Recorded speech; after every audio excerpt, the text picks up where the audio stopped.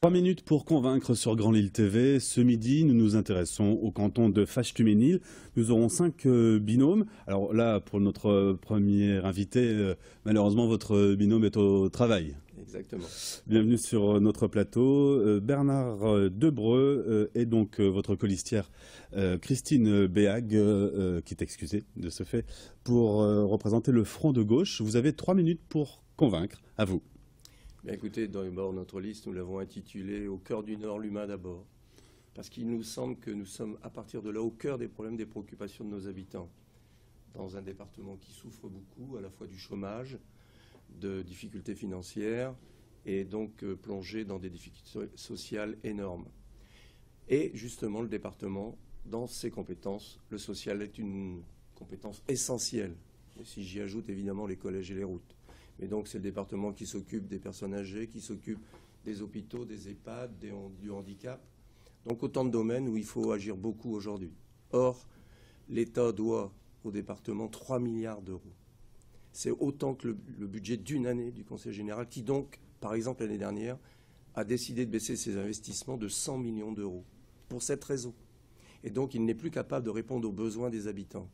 Donc je pense qu'il faut changer la donne pour remettre au cœur du problème l'humain et non plus l'argent roi. Et pour cela, il y a des solutions. Parce qu'on nous dit tout le temps qu'il n'y a plus d'argent et pourtant il y a 80 milliards d'évasion fiscale, par exemple. Ou les patrons du CAC 40 ont, l'année dernière, en 2014, réalisé 56 milliards de plus de profits qu'en 2013. Donc vraiment, nous sommes sur des questions essentielles de dire qu'il faut faire autrement. Et il faut des élus donc qui se déterminent à se battre pour changer la donne par rapport à ce qui se passe aujourd'hui.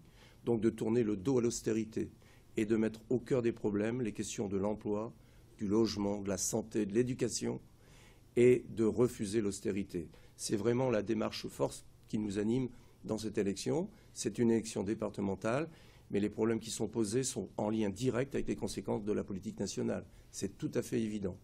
Et c'est pour ça que nous sommes sur ce terrain, pour dire il est temps de changer, de braquer dans tous ces domaines, de nous donner les moyens de pouvoir répondre aux questions importantes qui touchent à la qualité de la vie de nos habitants, qui sont en grande difficulté. Il vous reste 30 secondes.